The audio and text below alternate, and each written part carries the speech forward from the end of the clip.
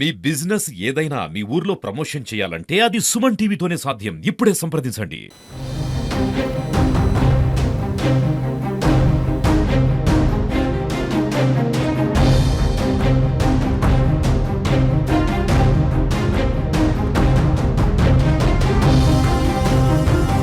బాబుకు న్యాయం చేయాలని అనుకుంటాను. నేను బాబుకు న్యాయం జరిగితే నాకు న్యాయం జరిగినట్టు.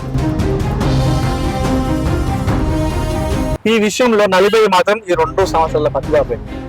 ఇప్పుడు ఈ మొదటి భార్య కావచ్చు, రెండో భార్య కావచ్చు, ఈ తోటకి సంపత్, ఈ భార్య భర్తల మధ్య ఉన్న ఈ గొడవ వల్ల ఈ 2 సంవత్సరాల ఈ బాబు ప్రస్తుతం బలవుతుందని చెప్పుకోవచ్చు.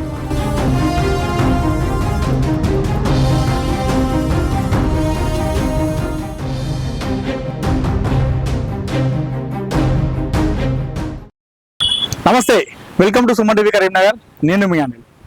గత 2 రోజుల కింద నేను సివిల్ హాస్పిటల్కి వెళ్ళడం జరిగింది. అక్కడ ఒక నిర్విరామంగా ఒక సంస్థ అన్నదానం చేస్తున్నారు. నిర్విరామంగా అంటే ఆ వీడియో కవర్ చేద్దామలో భాగంగా వెళ్ళడం జరిగింది. అయితే వెళ్తున్న క్రమంలో ఒక మహిళ అక్కడ రావడం జరిగింది. మహిళ అక్కడికి వచ్చి మేము వీడియో చేసిన సేపు మమ్మల్ని తీక్షణంగా చూడసాగింది. మేము చూసాము, ఎందుకు మహిళ అంతలా చూస్తుంది, ఏదో అవసరం చూస్తుందా ఏందని చెప్పేసి మేము అనుకున్నాం. గంటన్నర అయింది, 2 గంటలు అయింది. 2 గంటల వరకు కూడా ఆ మహిళ అట్లనే చూస్తూ ఉండి ఫైనల్గా మరి తను వస్తుందా లేదా అని చెప్పి చూసాము. ఫైనల్గా తను మా దగ్గర రావడం జరిగింది. ఏంటమ్మా మీరు అప్పటి నుంచి చూస్తున్నారు, ఏదైనా సమస్య ఉందా అని అంటే అప్పుడు తన సమస్య మనకు సుమన్ టీవీకి చెప్పడం జరిగింది. అదేంటంటే తోడంగా సంపత్ అనే వ్యక్తి ఒక ప్రభుత్వ ఉద్యోగి. 2006లో తనకు పెళ్లి కావడం జరిగింది. ఆ పెళ్లి అయిన క్రమంలో తనకు ఒక పాప కూడా పుట్టడం జరిగింది. ఆ పాప హ్యాండిక్యాప్లో పుట్టడం జరిగింది. అయితే తర్వాత అమ్మకు మొదటి భార్యకు సంతానం కలగని తెలియడంతో అతను పిల్లలు కావాలని చెప్పేసి, వారసులు కావాలని చెప్పేసి ఒప్పందంతో, మొదటి భార్య ఒప్పందం, కుటుంబ సభ్యుల ఒప్పందంతోనే ఇప్పుడు ఎవరైతే మహిళ మనం కలిశారో ఆ మహిళను 2వ పెళ్లిగా చేసుకోవడం జరిగింది. ఆ మహిళకు కూడా ఇది 2వ వివాహమే. అయితే 1 సంవత్సరం పాటు తోడంగా సంపత్ ప్రభుత్వ టీచర్ ఇద్దరితోని అందరూ హ్యాపీగా సంతోషంగా ఉన్నారు. ఒక దగ్గర కలిసిమెలిసి 1 year వరకు కూడా అందరూ ఒక దగ్గర ఉన్నారు. అయితే ఈ సందర్భంలో 2వ భార్య, ఇందాక బాధిత మహిళ, నన్ను కలిసిన ఆ మహిళ ఆస్తి విషయంలో కొన్ని అతనితో సంపత్తో కొన్ని డిస్కషన్ చేయడం జరిగింది. ఆస్తి విషయంలో ఆస్తి కొడుకు పేరు పైన రాయవా అన్నట్టుగా కొన్ని విషయాలు అడగడంతో అసలు ఏం జరిగిందో ఏమో తెలియదు. ఆస్తి అంతా కూడా మొదటి భార్య పేరు పైన రాయడం జరిగింది. అయితే ఈ విషయం పైన ఇద్దరి మధ్యలో ఎప్పుడు ఇంట్లో వాగ్వాదం జరిగేదంట. ఈ 2వ భార్య బాధిత మహిళ అడగడంతో, ఎందుకు నువ్వు మొత్తం చిన్న బాబు ఉన్నాడు, నువ్వు చేసుకునే సంతానం కోసం కొడుకు పుట్టిన తర్వాత నువ్వు ఎందుకు పట్టించుకోవట్లేదు, ఆస్తి విషయంలో ఎందుకు దూరం పెడుతున్నావు అని అడిగేసరికి ఒకరోజు ఇంటి నుండి మళ్ళీ వస్తా అని చెప్పేసి ఇంటి నుండి బయటికి వెళ్ళడం జరిగింది. అప్పుడు వెళ్ళినటువంటి తోటంగా సంపత్ అనే వ్యక్తి ఇప్పుడు కూడా ఆ 2వ భార్య దగ్గరికి రావడమే ముఖం చాటేశాడు, రావడం మానేశాడు. మొదటి భార్య దగ్గరే ఉంటూ అక్కడే ఉంటున్నాడు. అప్పటి నుండి 6 నెలలుగా, సుమారు 5-6 నెలలుగా ఆ మహిళ, ఆ బాధిత మహిళ తన 2 ఏళ్ల కుమారుడితో ఒంటరిగా ఇంట్లో ఉంటుంది. ప్రస్తుతం అంటే ఆ ఇల్లు కూడా తోడంగా సంపత్ అనే వ్యక్తి ఆ ఇంట్లోనే. తర్వాత ఇందాక మీకు చెప్పినట్టు సంవత్సరం కలిసిన తర్వాత ఇద్దరిని సపరేట్గా కాపురం పెట్టడం జరిగింది. మొదటి భార్య వేరే దగ్గర, 2వ భార్య వేరే దగ్గర. అయితే ఈ 2వ భార్య ఆ విషయంలో అడిగేసరికి ఇంటి నుండి బయటకు వెళ్ళొస్తా అని చెప్పిన సంపత్ మరోసారి తిరిగి రాలేదు. 6 నెలలుగా ఆ మహిళ ఇద్దరు, 2 సంవత్సరాల బాబు, ఆమె ఇద్దరు కలిసి ఆ ఇంట్లో గడుపుతున్నారు. మధ్యలో కరెంటు బిల్లు కట్టగా కూడా కరెంటు కట్ చేయడం జరిగింది. తినడానికి తిండి లేదు ప్రస్తుతం వాళ్ళ దగ్గర. ఆ బాబు 2 ఏళ్ల బాబుని తీసుకొని ప్రతిరోజు సివిల్ హాస్పిటల్లో నిత్యాన్నదానం చేస్తారు. అంటే అక్కడ ఉదయం టిఫిన్ పెడుతుంటారు, అదేవిధంగా మధ్యాహ్నం లంచ్ పెడుతుంటారు. ఆ మహిళ ఆ 2 సంవత్సరాల బాబును ఎత్తుకొని సప్తగిరి కాల్ నుండి సివిల్ హాస్పిటల్ వస్తూ మార్నింగ్ టిఫిన్ చేస్తుంది. అక్కడ నుండి మళ్ళీ 5-6 కిలోమీటర్ 7 కిలోమీటర్లు ఉన్నటువంటి సప్తగిరి కాలకి మళ్ళీ బాబుని తీసుకొని ఇంటికి వెళ్తుంది. మధ్యాహ్నం టైం కాగానే లంచ్ టైంలో బాబు ఇవ్వడంతో మరొకసారి సివిల్ హాస్పిటల్కి రావడం జరుగుతుంది. అయితే ఆ సివిల్ హాస్పిటల్లో రాత్రి సమయంలో డిన్నర్ పెట్టరు, ఓన్లీ మార్నింగ్ టిఫిన్, అదేవిధంగా మధ్యాహ్నం లంచ్ వరకే పెడతారు. మధ్యాహ్నం కూడా లంచ్ చేస్తుంది, నైట్ కూడా అన్నం వాళ్ళ దగ్గర లేదు, డబ్బులు లేవు కాబట్టి ఆ మధ్యాహ్నం టైంలో ఇంటి నుండి వచ్చే సమయంలోనే ఒక టిఫిన్ బాక్స్ తోని రావడం జరుగుతుంది. ఆ టిఫిన్ బాక్స్ తెచ్చుకొని మధ్యాహ్నం లంచ్ చేసి ఆ బాక్స్ లో అక్కడ శ్రీరాజపల్లిలో పెట్టే అన్నం కూర తీసుకొని వెళ్ళి అదే రాత్రి డిన్నర్ గా చేస్తున్నారు వారిద్దరు కూడా. ప్రస్తుతం ఆ మహిళ ఒంటరిగా పోరాడుతుంది. అసలు ఎప్పుడు జరిగింది, ఎలా జరిగింది, ఎందుకు మొహం చాటేస్తున్నాడు, ఏ విషయంలో వీరిద్దరి మధ్య వాగ్వాదం జరిగింది అనే విషయాన్ని ఆమె అడిగి తెలుసుకుందాం. ప్రస్తుతం నాతోనే ఆ బాధిత మహిళ ఉన్నారు. ఆమె పేరు నేను రివీల్ చేయను కాబట్టి బాధిత మహిళని సంబోధిస్తాను, ఆమెతో మాట్లాడదాం. అమ్మ నమస్తే. అసలు మీకు ఎప్పుడు వివాహం జరిగింది? 2021 అక్టోబర్ 1న టెంపుల్ లో నరసింహస్వామి టెంపుల్ LMD కాలనీలో పెళ్లి చేసుకున్నాడు. ఓకే. చేసుకొని నేను మంచిగా చూసుకుంటా అని అందరు కుటుంబ సభ్యుల సమక్షంలో పెళ్లి చేసుకున్నా. ఫస్ట్ భార్య సంతకం పెట్టింది, నాకు సమ్మతమే, నీకు నాకు సమాన హక్కు ఉంటదని చెప్పింది. ఓకే. ఒక సంవత్సరం మంచి కలిసి వాళ్ళ ఇంట్లో మీ ఇంట్లో అంతా చేసుకున్నాం. మంచిగా చేసుకొని మంచి కలిసిమెలిసి ఉన్నాం. ఈయన పుట్టినరోజు చేసింది, అన్ని విధాలుగా బానే ఉన్నది. ఇక ఏమైందేమో తెలియదు, ఆమె మనసులో ఎలాంటి దుర్భిక్షం కలిగిందో గానీ ఇక వాళ్ళ అక్క బావ వీళ్ళందరూ చెప్పడం అంటే ఆస్తి అంతా ఆమెకే అవుతుంది, నీకేముండదని. ఆ పాప చనిపోయినప్పటి నుండి టార్చర్ చేస్తారు నన్ను. బాబుని ఇచ్చేసి వెళ్ళిపో, లేకపోతే నీకేం హక్కు లేదు, రైట్స్ లేదు అని చెప్పేసి ఒక లాయర్ ద్వారా నాకు నోటీస్ పంపించారు. ఈ నోటీస్ పంపించినాక ఆస్తి గురించి అడగలే కానీ నోటీస్ ఎందుకు పంపించినావు, నన్ను పెళ్లి చేసుకున్నావు కదా, పెళ్లి చేసుకుని భార్యని కాదు ఇట్లా అని చెప్పేసి అడిగిన. అది 6 నెలల దాకా అదే మాకు గొడవలు జరుగుతున్నాయి. అంతలోపు మళ్ళీ ఆస్తి కూడా ఆమె పేరు మీద చేసిన అడిగిన తర్వాత ఇంటి చెప్పకుండా ఇంట్లోకి వెళ్ళిపోయింది. ఇక నేను వస్తా అని చెప్పి, ఇక మాకు తిండి లేదు ఏది లేదు, ఒక్కదాన్నే ఉంటాను. అప్పుడప్పుడు నైట్ డోర్లు కొడతారు భయపడాలని, ఇంట్లోకి వెళ్ళిపోవాలి, ఇట్లా నన్ను భయపడి వెళ్తుంది అని చెప్పేసి ఇట్లా చేస్తున్నారు. మీ భర్త ఏమంటున్నాడు అసలు విషయం? అంటే ఆస్తి విషయం ఎప్పుడు డిస్కషన్ వచ్చింది మీ ఇద్దరి మధ్యలో? నాకు నోటీస్ అంటే ఇప్పుడు బాబు కూడా చిన్నోడే కదా, ఇట్లా డబ్బులు ఉన్నాయి మా ఇద్దరి పేరు మీద, ఆ డబ్బులను ఈయన పేరు మీద చెప్పి నాకేమద్దు కానీ బాబు పేరుకి వస్తే నాకు అదే సంతోషం, నాకు ఒక అన్నం పెడితే చాలు, తిండి పెడితే చాలు అని చెప్పేసి అడిగిన. నేను అడిగితే నువ్వు ఆస్తి కోసం వచ్చినాడే, నీకు అన్న కొడుకు గురించి అడిగితే ఆస్తి కోసం వచ్చినాడే, నా పేరు మీద కాదు కదా. అట్లా అడిగేసరికి ఈయన పుట్టే ముందే ఆమెకు సంవత్సరం కిందటనే ఆమె అడిగింది, నేను ఆ పేరు రిజిస్ట్రేషన్ చేయించినాను. అప్పుడు నిజం బయట పెట్టిండు మా ఆయన. ఏమని చెప్పాడు మళ్ళొకసారి చెప్పండి. బాబు సంవత్సరం ఈయన పుట్టే ముందే ఒక సంవత్సరం ముందు ఆమె పేరు మీద రిజిస్ట్రేషన్ చేపించిండు. నాకంటూ ఏం ఆధారం లేదు ఎట్లా అని చెప్పేసి ఆమె అడిగింది అని చెప్తున్నాడు. ఆమెకి 2 ఇల్లులు ఉన్నాయి ఆల్రెడీ, మా ఆయన పేరు మీద ఉన్న ఇల్లు చేపించిండు. ఇప్పుడు మేము ఉన్న ఇల్లు కూడా ఆమె పేరు మీద చేపించిండు. ఇంట్లో 1 MP పెట్టాడు, అక్కడ ఇల్లు రాయించమన్నా కూడా రాయించలేదు. 2 ఇల్లు ఆమె పేరు ఉన్నాయి, ఆస్తి గానీ ఏది లేకుండా చేసిండు. సరే ఇట్లా డబ్బులు ఉన్నాయి కదా ఈయన పేరు ఫిక్స్డ్ చేయాలంటే అది కూడా చేపియాలన్నాడు. ఇప్పుడు వాళ్ళకి బుక్ ఉంటాయి కదా, సర్వీస్ బుక్, మీ ఇద్దరు తల్లిదండ్రులుగా ఉండి ఈయన పేరు రాయించమని చెప్పిన బాబు పేరు, అది కూడా రాయించా నేను. అట్లా నన్ను రాపిచ్చి వడి పెడతావా అంటే, అరే నువ్వు చేసుకునేది పిల్లల కోసం, ఇంకా అమ్మకు పుట్టారు మనకు అవసరం లేదు, ఒక బాబు ఉన్నాడు కదా ఆయన పేరు రాయించమంటే అట్లా కూడా రాపిచ్చా అని చెప్పిండు. ఈ అన్ని రకాలుగా వేసరికి నేను టీ రాస్తాను బయటికి వెళ్ళిపోయింది. ఇక ఇవన్నీ ఏంది అని చెప్పేసి ఒక 4-5 నెలలు గొడవ పడ్డాం. ఇక గొడవ పడ్డా ప్రతిరోజు అడిగిన ఇదే, ఇట్లా అడుగుతుంటే వాళ్ళు ఎవరైనా చెప్పినా ఈ ఆయన నువ్వు కూడా కలిసి ఉన్నావు అని చెప్పేసి వెళ్ళిపోయిండు. నేను డేటుకు నడుస్తూనే ఉన్నా కోర్టు పేస్కిలకి. అంటే మీరు మొదటగా ఎవరైతే సంపత్ గారి మొదటి భార్య ఉందో వారి పైన ఆస్తి రాస్తున్న తెలిసిన తర్వాత మీరు అడగారు? అవును, ఇది చేసిన తర్వాత ఆమె పేరు మీద చేసిన, నీ పేరు మీద ఉంచుకుంటే అయిపోతుండే కదా అని నేను అన్నా.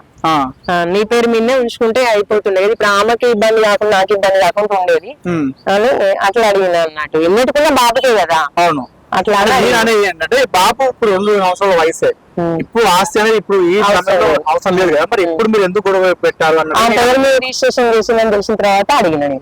అంతే, అడిగిన తర్వాత మొత్తం ఏం అది కూడా నాకు ఎలా పోయింది కానీ కరెంట్ స్లిప్ ఈమె పేరు మీద వచ్చేది. తర్వాత ఈమె పేరు మీద వచ్చేసరికి ఇట్లా ఎందుకు వచ్చిందని నేను బయట తెలుసుకొని అడిగిన. అడిగితే ఆమె పేరు మీద ఇల్లు రిజిస్ట్రేషన్ అయిందమ్మా, అందుకే ఇట్లా మీకు కరెంట్ బిల్ స్లిప్ అట్లా వచ్చిందని చెప్పి చెప్పారు. అట్లా అడగడం జరిగింది, లేకపోతే నాకు ఆస్తి విషయం ఏం అడగలేదు. బాబు భవిష్యత్తు గురించి చదివితే చాలు అని అన్నా అంతే. అంటే మీరు రోజు అడగడంతో మీ మధ్యలో మనస్పర్ధలు వచ్చి మీ దగ్గర నుండి వెళ్ళిపోయాడు. అప్పటి నుండి తిండి లేదు, కరెంట్ బిల్ అట్టడి, డిష్ బిల్ అట్టడి, నాకు బట్టలు కూడా లేవు వేయడానికి. అట్లా ఇట్లానే ఇంటి దగ్గర పెడతారు, లేకపోతే ఇక్కడికన్నా వచ్చి తీసుకెళ్తా గవర్నమెంట్ హాస్పిటల్. అంటే మీరు ఆస్తి విషయంలో ఏమన్నా ఫోర్స్ చేయడం లాంటివి ఇబ్బంది ఎందుకు అడుగుతున్నా అంటే ఒక వ్యక్తి అసలు చేసుకుని సంతానం కోసం చేసుకున్నాడు కదా, ఎంత నా రక్త సంబంధమే బాబు. అట్లా ఒక 2 సంవత్సరాల బాబుని విడిచిపెట్టి పోయేంత కూడా ఎంత మనిషికైనా రాదు కదా. అంటే మీరైనా ఇబ్బంది పెట్టాలంటే నేను అడుగుతున్నాను అంతే. నేను ఏమి ఇబ్బంది పెట్టలే. అట్లా అమ్మ చేయడం వల్లనే నేను అడిగిన, అడుగుతారు కదా ఎవరైనా. ఇప్పుడు అన్ని రకాల వాళ్ళకి ఇబ్బంది అవుతుంది, ఏం లేకుండా వేస్తే బాబు నేను ఎట్లా కావాలి. ఇప్పుడు ఫస్ట్ పెళ్లికి నాకు పాప ఉన్నది, ఆమె నేను ఎట్లా అట్లా పని చేసుకుంటే పాపని చదువుకున్నా, ఇప్పుడు ఈయన ఎట్లా కావాలి అట్లా. అందుకని అడిగిన నేను, ఆస్తి నీ పేరు మీద ఉంచుకొని నేను చదివి అంతే. అట్లా పోలీస్ స్టేషన్ వల్ల పంచాయతీలు అక్కడ ఇక్కడ జరిగినాయి, వాళ్ళు కూడా చెప్పే ప్రయత్నం చేసి ఎన్నో రకాలు చేసి నిన్న కేసు అయితే మీ అక్క బాల మీద కేసు అయితే అని ఎంతో చెప్పినా కానీ ఏం లేదు. మెయింటెనెన్స్ నీ కలిసి ఉండడం ఇష్టం లేకపోతే ఆ కోర్టుకు అవన్నీ ఎందుకు, నెలకి ఇంత మెయింటెనెన్స్ ఇవ్వమని చెప్పేసి పోలీసు వాళ్ళు చెప్పారు. వాళ్ళు చెప్పినా కూడా ఈయన వింటలేదు.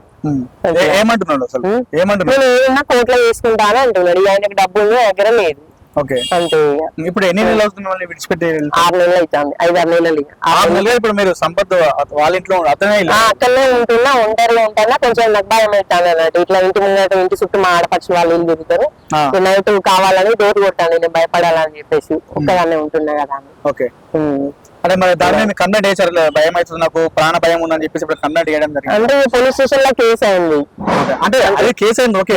ఇట్లా ప్రాణ భయం ఉందని 2-3 సార్లు అందరికి డైల్ చేసిన, వాళ్ళు వచ్చి బయట చూసిరు, అమ్మాయి ఏం లేవు అమ్మాయికి ఇట్లా కుక్కలు అవి వరుస్తున్నాయి అని చేస్తే చెప్పిరు అన్నట్టు. మీరు ఏం భయపడకండి, మీకు ఏమైనా భయం అయితే చెప్పండి, మాకు ఫోన్ చేయండి, ఇంటి ముందే ఉన్నా 2-3 సార్లు.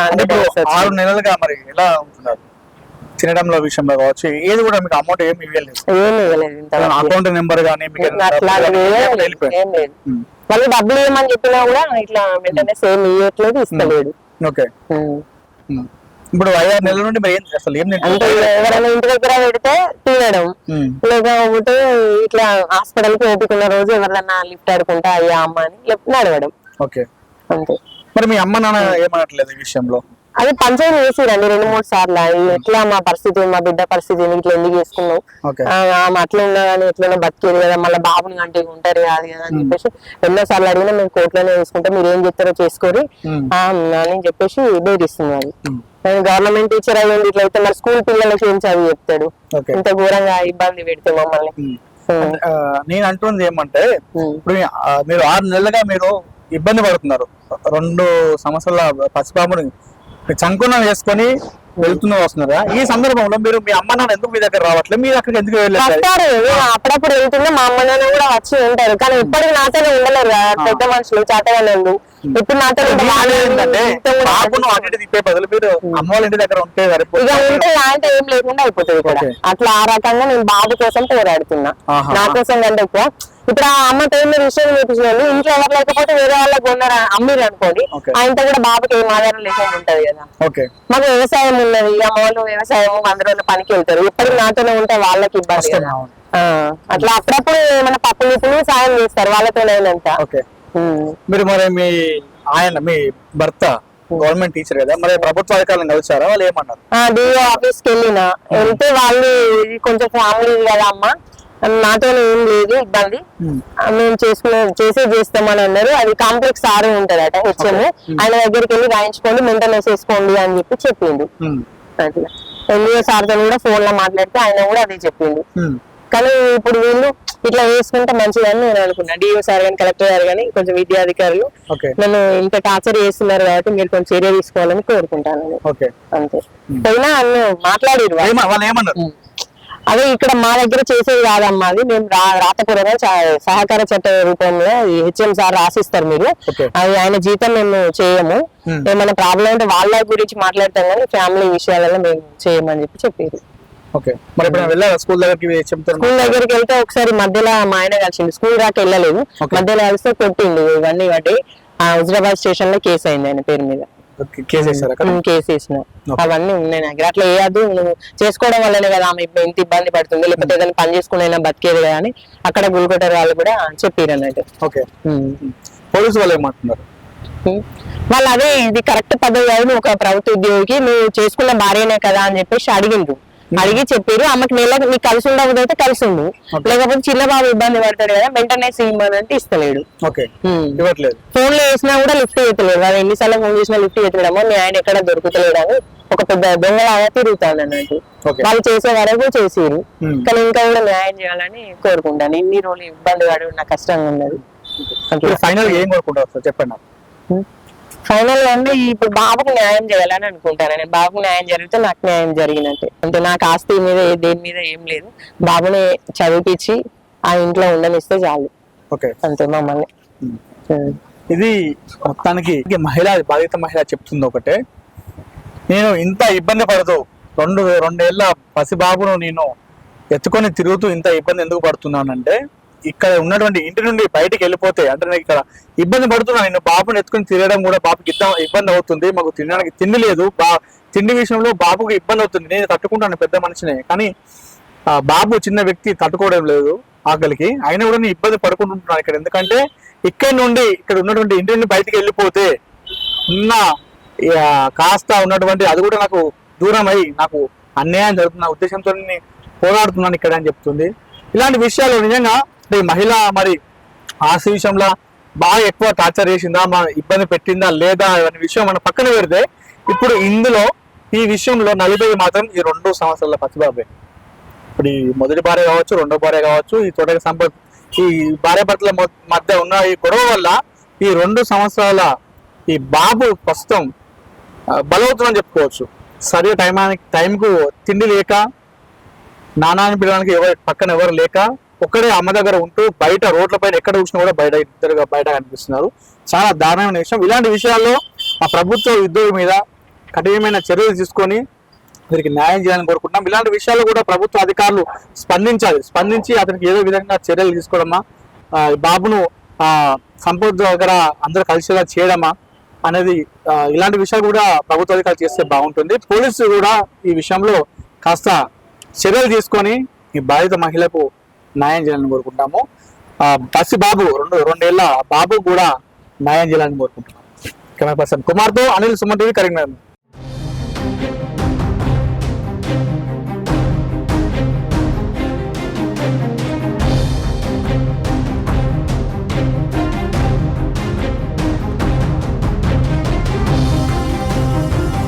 బాబుకు న్యాయం చేయాలని అనుకుంటాను. నేను బాబుకు న్యాయం జరిగితే నాకు న్యాయం జరిగినట్టే.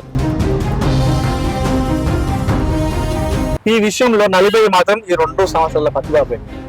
ఇప్పుడు ఈ మొదటి భార్య కావచ్చు, రెండో భార్య కావచ్చు, ఈ తోటకి సంపత్ ఈ భార్య భర్తల మధ్య ఉన్న ఈ గొడవ వల్ల ఈ 2 సంవత్సరాల ఈ బాబు ప్రస్తుతం బలవుతుందని చెప్పుకోవచ్చు.